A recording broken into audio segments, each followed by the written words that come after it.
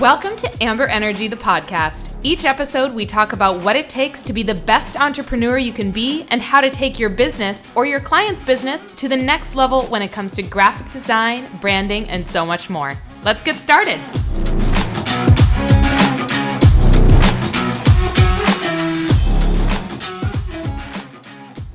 Welcome to another episode of AmberEnergy, the podcast. I am one of your hosts, Rachel Sedgwick, and I'm joined by my co-host, Amber Jacobs. How are you doing today, Amber?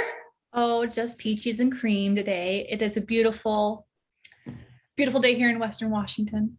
Yes, it's a beautiful day here in Dallas, Texas as well. And that was a hard sarcasm. Really, it's gray and cloudy and there's not much going on. Oh yeah, it's actually beautiful here. It's actually not that beautiful. It's rainy. 65 degrees. It's really nice out, but it's gray and raining here in the beautiful state of Washington. All right. So yeah, weather in Washington, not a beautiful thing. I wish it was. So my lighting here is all for fakes. Yeah, you have fake lighting. I have real sunlight here. I have this this happy light, UV light, because I need it this time of year. Yeah. I have a happy light too. And that gives me that artificial sunlight because I also used to live in Washington and I hardly ever use it because it's sunny first thing in the morning here. And it's still winter. It's weird. Here's the you. All right. So even though the weather isn't that great, what are your wins for this week? Personal or professional? Yeah. So my wins for this week was that we onboarded a new designer and a project manager to the team. So that's probably a big win for the week. And I'm stoked to kick us all off and have our first all up team stand up this afternoon. So I think that's a big win for Amber Design. Yeah, that was going to be my win too, was the fact that we have project managers starting, and one of them is a designer that's been with us for a while. One of them is a colleague of yours, and they both seem like really good fits for Amber Design. And like we've talked about in other episodes last year, 2021 was all about building the foundation to be able to do stuff like this. And now we're actually doing it pretty early on in the year, which is cool. Yeah, I think we're kind of I'm kind of goal setting for the year, projecting and forecasting for the year. And I think it's just, what is it? It's February. So kind of just setting myself up for a better year. Yeah. Well, with that being said, let's talk about our topic today, which is we're talking about why would a business owner hire a boutique graphic design company over a big fish agency? Yeah. So why don't you go over first, what that even means? What is boutique when it comes to graphic design companies? Yeah, no, a boutique to me is a small agency that provides more of a custom solution. There's not many members to the company, right? So there's not as many employees. Maybe there's mostly a contractor base. They don't have offices worldwide or nationwide. They don't have all these overhead for offices. They tend to be remote, virtual kind of boutique agencies. And their work tends to be with mid to larger companies and not enterprise level companies like the Amazons or the Microsofts or the T-Mobiles. They tend to do more mid-size to large companies. And so real quick, just define what mid-size to large is for the average person. I consider mid-size to large size would be maybe 20 to 50 employees. They have a lot of, great employees. Maybe they've got a good, got good some team. They got, marketing directors. They have enough salary and revenue for marketing directors, a good CEO, HR services. So they kind of got some things going on with their business. The revenue is good enough. They've been around the block for a little while. And they can support, all those kind of main key roles in a company. So I would say that's probably what I define as a mid to large size company. Maybe as low as even 10 people, but that'd be more of a small size business. But yeah, that's kind of what I define as a medium to large. Okay, cool. Because I feel like different people have different understandings of what that means, So what would you say is considered a large business or design firm? So now So focusing more on like design specific. Yeah. So like for example, I spent a lot of time at these design agencies and I have the utmost respect for them. You know, the Draft FCBs, the Possibles, Wonderman, Publicis. These are all amazing worldwide design agencies. And they are really well known in the industry, locally and nationwide. And so, but tends to be with that, you know, that they are well renowned, they got a great team, you know, they're always huge and they got all these amazing ideas and heads kind of like in on a project, but they also tend to have a lot more layers, right? Like you've got like, you know, a lot more hands touching things, more right? hands to touch. Like one meeting will cost, you know, $1,000 because you've got all these people in one meeting, right? You got the designer, you got the junior designer, the production designer, the art director, the creative director, the project manager, the account executive, the creative director, and then the client people, and project manager. So there's like all these people, and you know their salaries would be all in one meeting for an hour. I mean, so they tend to just have a lot of layers. So you kind of have like this big internal churn of design work and external churn with the client. Yeah. And the clients tend to have a lot more stakeholders, right? So they've got, you know, a lot more people to please as well because they're bigger companies and there's a lot of opinions. So there's just like a lot more to like that churn of internal, external because of the layers of those bigger companies. And that's just the nature of that business. Yeah. I mean, what would you say is like kind of a downfall right off the bat of some of those things? They're not as quick to respond, or they're quick to respond. I don't mean it that way. They take more time to be able to get around a review, right? Mm-hmm. So client gives feedback or client comes with a project, the agency has to kind of like hurry up and get their ducks in a row to intake it, figure out the team who's going to go on it. And then, okay, now it's scheduled to kick off, or okay, now here's round one. And that could be, you know, a week or two later. So they're not nearly as nimble as like a boutique agency can be. Yeah.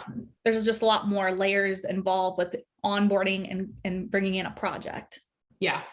And so translate that for someone like, say our listener is a business owner, whether they have a new business or they've had their business for a while and they need graphic design services. So like, how is that, what you just said, maybe a downfall or a negative for them? If they were to list out all the pros and cons. Sure. Right? One of them is just the cost, right? So a big agency to walk in the door, you know, it's going to be, you have to be able to have, you know, 50K just to walk in the door to have one project. Yeah. Right? One project, like just a single logo. I want to do a campaign, like AT&T would come in or T-Mobile would come in or Microsoft would come in, they have a project, a campaign they want to push, a project they need, you know, and, you know, after, you know, rounds and rounds of review and meetings, external, internal, all these rounds of review and meetings and rounds of design review and production and creation of the assets, you're looking at like a 50K minimum just to walk through the door because of all these layers of people, right? So that kind of a lot of smaller mid-sized companies like what I work with don't have 50K just to walk in for the door for one project. That's insane. Yeah.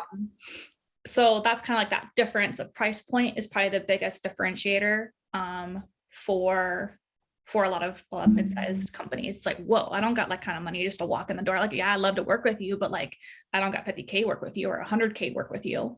Yeah. For one campaign project. Yeah, for sure. What would be the biggest differentiator would be that. But the pro is like, yeah, I mean, you get like a whole team of graphic designers and all these creative minds and, you know, so that you're paying for a lot of brain work, but it just comes out on the money side. So it just depends on what you value. Yeah, what your priority is. Like, do you want multiple designers and like this big creative director head looking at your stuff, or would you rather have like 1 to 2 great designers / creative directors like yourself? You work in most of your files and you're also the creative director. So you're a designer and director and you make all the decisions with Amber Design. There's just less layers. Like I just now hired my first project manager, but like, and they'll be contractor part-time, but like, yeah, I don't have like all these layers of like the PM is doing this and the account manager is doing this and the executive creative director is doing this.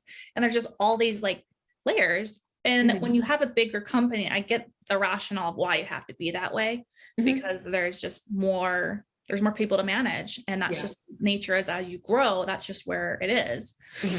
So that would probably differentiate me from, being a big time agency to being a boutique nimble agency, just a little bit more nimble. Yeah, for sure.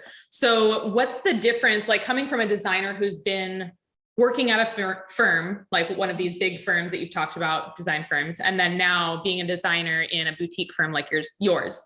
What is the difference in your work capacity and your ability to be creative when you're working on, I assume if you're at a firm as a designer, you might be working on multiple clients and projects at a time versus being a designer at a smaller firm. Is there a big difference there? I would actually kind of counter that. Actually, it's not that way. So normally at a big firm, you're actually on like typically one account at a time. So like when I was at, I don't know, Rational, I was only on the Microsoft account. Okay. And I was there the entire time on the Microsoft account.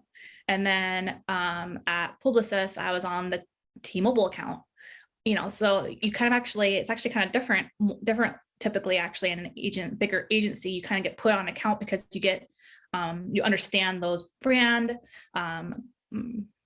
messaging, the brand look and feel, and then it's easier for you to be able to produce and design to that brand because you understand the tone and messaging and everything and flavor. Yeah. Now with a boutique agency, my designers and we work on up to 5 or 6 clients at a time. So actually it's kind of the opposite. Like here you'll have not always the design or the company has brand guidelines. So, at a big agency, I would like, okay, it is this color, this font, this type of photography for this client. And it's more like, it's a campaign and it's different a little bit, but you're staying within a parameter. That is, you're not actually getting to do as much creative work as you are. Kind of mostly done. And then like at a smaller size, like these smaller companies, middle to large companies, they kind of have a loose brand. They're open to ideas. Or they've hired you to create their brand identity. Kind of like, kind of on the fly, cool with anything that works out. And then in my agency, like I will one day be on, I'll be working for First Security Bank, and then I'll switch over and I'll be working on Haven, and then it's Be Well Balanced, and then it's, this client or that client. So like in any given day, I'll whiz bang in and out of client, different client files, 4 or 5 different clients in a day. And that would never happen at a big time agency. Yeah. I feel like that almost just knowing how the brain works and everything, I feel like that kind of work makes an artist better and makes your mind a little bit more nimble as far as your ability to create new and unique things more often. Yeah, no, I found it kind of boring at times working at agencies because I would get my brain would just be bored, like working at Microsoft. Looking at the same Microsoft colors all the time. Well, I mean, like it wasn't a bad thing. They're a big brand and they're just established. But I remember working on like the Microsoft, this is the Windows.com before it became one website. Yeah. But it was production, a little bit more production role, it felt like to me. And I just kind of, after a few months of it, I felt my brain kind of felt a little mushy because my brain was a little bored. Yeah. And then, but now working with within my own agency, my own boutique agency, like my brain is constantly like, okay, they look like this, and this is their flavor. And then I got over here to this brand, this is this flavor and this messaging and this product. And, so you kind of are constantly keeping your mind fresh, and no 2 days are the same. But that's what I also appreciate. I like constant new things. I like the life game that is Tetris. Yeah. Things coming at me, and, I kind of block them in however it fits the best.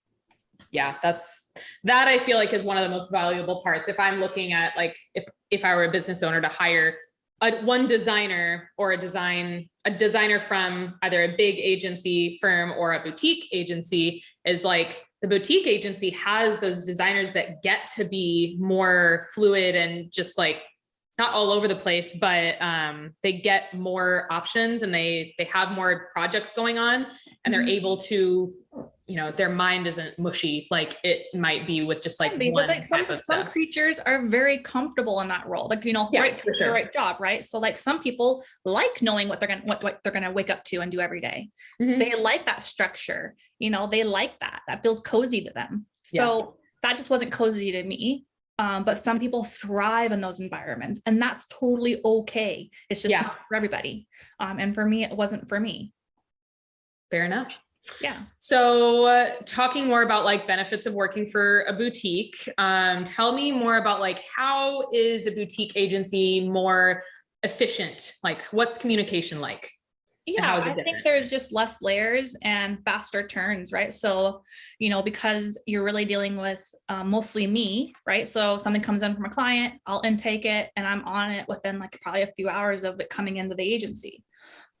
So I guess like that efficiency of intaking projects and then me triaging them to a designer or myself or whomever needs to, depending on the ideal due date that the client provides me and what we need to do or how big the project is, I'll either triage it to a designer or I have to do it myself because they need it the next day or they need it, something like that. And I don't always have someone on tap to turn around in a day. So that kind of just depends on what the ask is from the client. So I think that's probably the big thing is like, there's just less layers.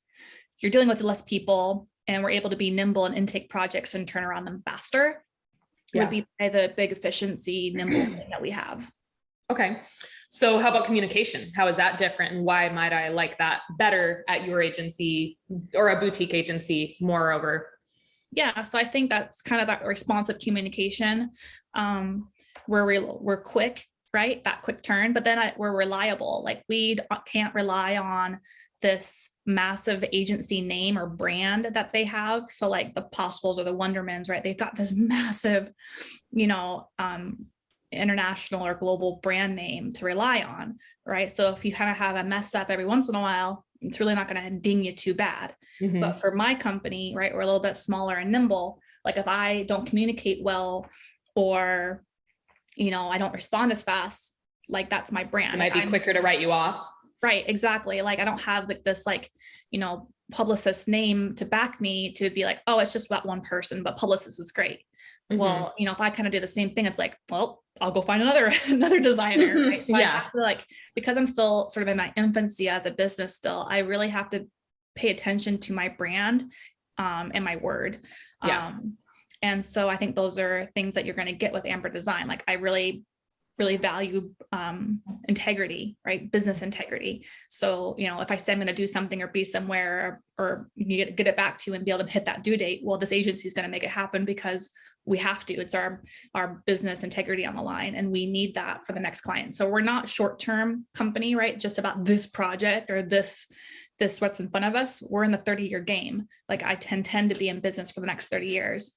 And that reputation means a lot to us. So I would say that's kind of one thing for the communication bit that I would say. And then also, I guess you would say I'm not a typical West Coaster.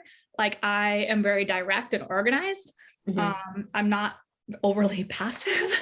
I'll tell you how it is. Not passive at all. I'm pretty direct but very transparent. I'll tell you how it is, which I think some people find very refreshing. So I'm very direct, very organized, very transparent. You will always know where you are in the project, what next steps are, who's got what's the action items. I will tell you what I think of the designs or feedback, and I'll push back. So I always give you what you want, but I always push you in where I think the expertise needs to be. So well, I think that's an important thing for possible, like say future clients of Amber Design, right? To think about is because you're like that, you are able to give them realistic expectations. Mm-hmm. Because someone at like maybe a bigger firm, not that this is the wrong way to do things, they might not give as much of those like hard deadlines and those like pushback and the pushback. Yeah. Because they're more afraid of, they're just afraid of different things coming from there's some clients. Big stakeholders. You're talking to like really big executives that think their shit don't stink all the time. Right. So they think they know best, but how I kind of frame it too, is that like, okay, you might think, obviously they know their business best. Like I always default to that. Like, you know your business best. But when I think about your target demographic, or when I think about your goals of your business, I kind of phrase it in that way of like, this might be more successful for this, and this reason. Because it's not always all about what you think, because you're not your target client or your product's target audience. So I kind of always try to frame it up in that way to help them see things through their clients or prospects or customers train of thought.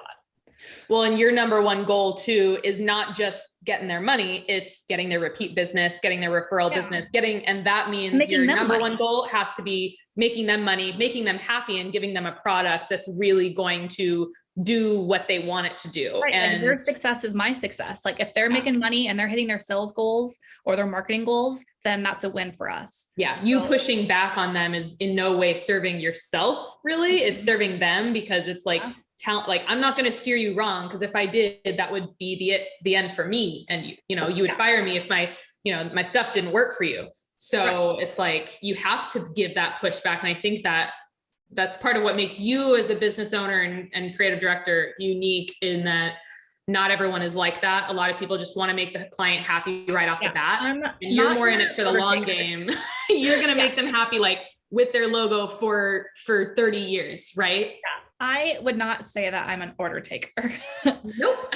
I mean, I will take and I will listen to you, and I will read between the lines. I will listen to you, what your needs are and what you're trying to say. But then I will always offer you, what you asked for, but I'm always going to push you and have you think about X, Y, and Z up and beyond what you're requesting.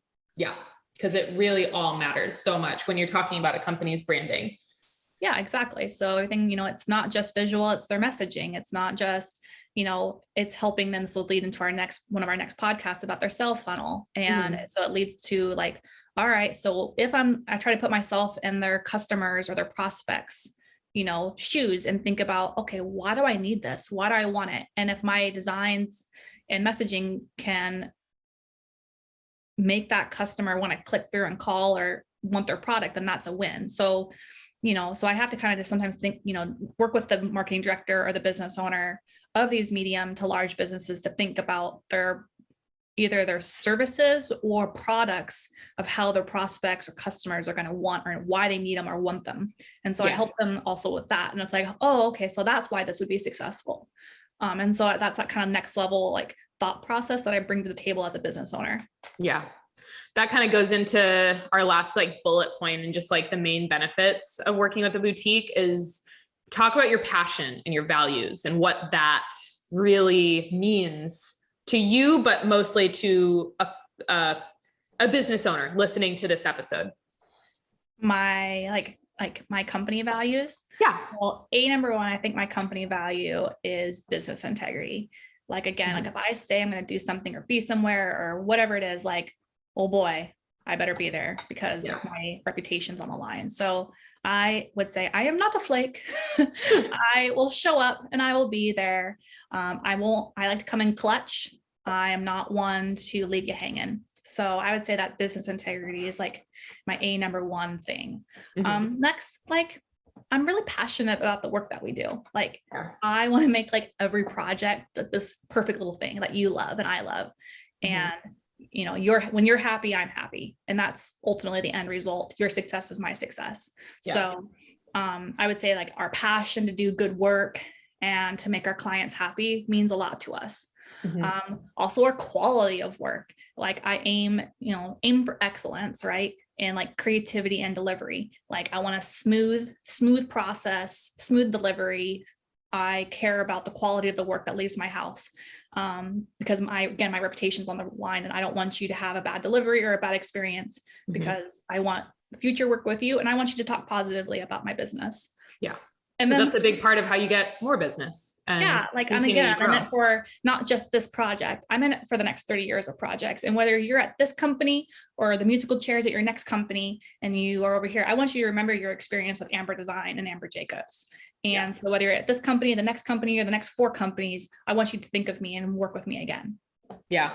Well, and that kind of plays back to what you had said about the bigger design firms, like the big fish, is like, they don't necessarily care that much about it. Or like one project manager at that agency, or one designer even at that agency, it doesn't impact them as much, because they're just a little fish in their big pond, and maybe they're about to go work for another agency, so they don't really care that much. Whereas like you and your designers that work for Amber Design, like you guys really care, because it's like, you are a smaller business, and your reputation is built brick by brick. It's not this like big name out there that's No. really kind of untouchable, or it'd be really hard to touch it, you know? Yeah. So I can't afford the bad rep, and I don't want to. Like, that's just also because I care. Like, I'm also just like, I genuinely care. And like, I don't know, I have this, you know, kindness bit about me. I get really excited. I'm passionate. I'm fun to work with. And I really just care. Like, I genuinely care. You'll get that experience when working with us. Yeah, absolutely. Like, I care about how well you do. I care about how your dog is. I care about little things of life, right? About you as a person. And I care about you as a person. And I care about your success in your business. And so I can think that's just like that ultimate care and genuinity. That's even a word, genuinity. No, it's not. Nope. That's another Amberism. But you'll get when working with Amber, and like just like that empathy and respect, and that you're working with a human when you're working with Amber Design. Like, and most like boutique agencies that have similar values to you. Precisely. Okay, so let's go into that, kind of segue into how one would choose the right agency, whether it's boutique, big fish, which boutique, which big fish. I think it comes down to, you know, who do you want to pick up the phone and call? Like, do you like this person? So like, I always recommend that you should interview your people. You should be serious. Like, because it's not just this project. Yeah, it might be one-off project, but like, who over the next like 6 months to a year, if it's a big project, who do you actually want to talk to? Like, who would you actually want to go get a happy hour or go get a coffee with? Could you shoot the shit with this person? So I think personality matters a lot. And if you don't jive with this person, then it's probably not going to work out. So it's just a little bit of dating, a little bit of like, do we like each other? So that's sometimes why I always like, let's just do an initial project, see if we like each other before we continue the relationship. So let's just see if we both like each other before we like sign on for like a 6 month to a year project. That's like, oh man, if we're not a good fit, then we need to part ways.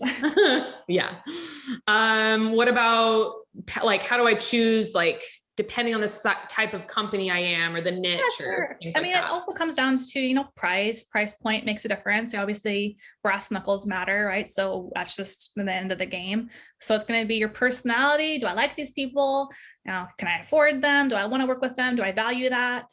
The process, right? So, you know, I think that one thing that sets Amber Design apart is our kind of like surefire process that we've kind of worked out. That's pretty different than a lot of other agencies. So we have a really great process that kind of produces results that matter. So I think that's another, you know, thing why you would hire us, is our like unique design approach. And then what would be another reason why you'd hire us? Well, reviews. Awesome. What? Reviews. Reading reviews. We're just awesome. You know, good reviews. I don't know. We do a good job of making sure our clients are happy and follow up. Like, we always follow up and come back to top of email. Like, I'm going to follow up with you and say hi and see how you're doing, and making sure everything's all good still. So you're going to see that when working with Amber Design. Yeah, I agree. I think also like there's a lot of like little touches that we do at Amber Design. Like, you know, you send out a really fun brand box to your clients once you finish your first project together. And it has like a bunch of fun little things. And it's like, I won't ruin the surprise for anyone who might get one in the future. But it's like a brand box to a client appreciation, and also new hires, right? So like everybody that works with me will get, you know, a little thing. And then I get the Amber touch. And that's something that has really carried you through your whole career. Well, I'm all about the handwritten cards and, you know, that personal touch. I think that's just one thing that's always going to set us apart. There's something, you can say thank you in an email, but then it's like next level when you like, they get a card in the mail. It's like, there's a little sticker in it. And like, there's, you know, like, it's like just more personal and like genuine. And like, I don't know, it's just, people don't do that anymore. And I think it just feels good when you get a card in the mail. Yeah, it does. It's special. So you'll kind of get those nice little touches. You'll get a Christmas card every year. And, you know, if we're super BFF, you'll even get, you know, eventually for like long-term clients, I'll know your birth date, you know, I'll send you a little something. Like, I don't know, just that extra level of thought and empathy and care that I put into my business.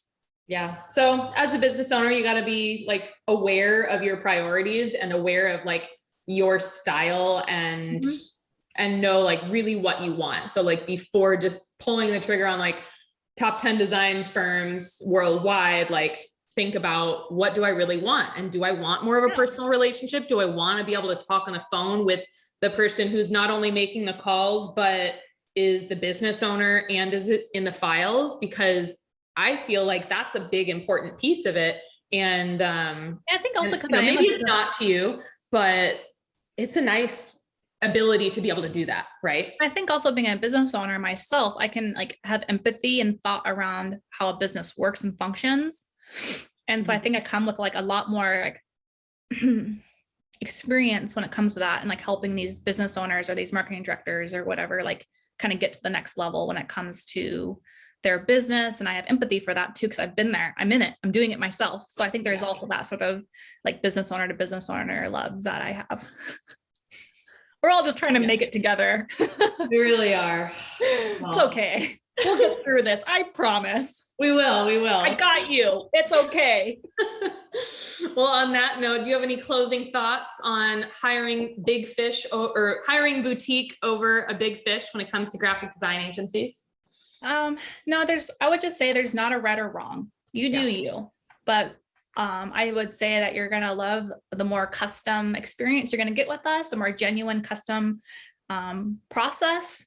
And you're going to like the way you look. Oh man. Yep. There we are. Monday morning. Yeah, I agree. You're going to like that. And especially if you've ever worked with like one of those bigger brands before, bigger companies, you're definitely going to see the difference. If you start out by doing, the smaller boutique agency, you might not know the difference as much, but that would be I think you're going to get quite a bit more personality as well working with me. Oh yes, absolutely. A lot more fun on a phone call, which is good. Your brand and your brand identity, like it should be a fun process. I mean, we're AmberEnergy, the podcast for exactly. Oh man. Well, thank you all for listening to this episode of AmberEnergy. We are super excited to be able to bring you this podcast, talk about all things graphic design, business, just life in general and in between. So thank you for listening as always. And please, if you can, and if you haven't already, subscribe, give us a 5-star review, and let us know if you ever want to tell us what you'd liked. And for those of you not watching this podcast, Amber's trying to distract me and make me laugh. But all I'm trying to say is follow us, leave us a review, let us know, reach out to us if you ever need any design work. We're at www.awesomeamber.com. And then we're also on Instagram at awesomeamberdesign, and you can find us all over the place as well. So thank you for listening, and we will catch you on the next one. Bye. Bye.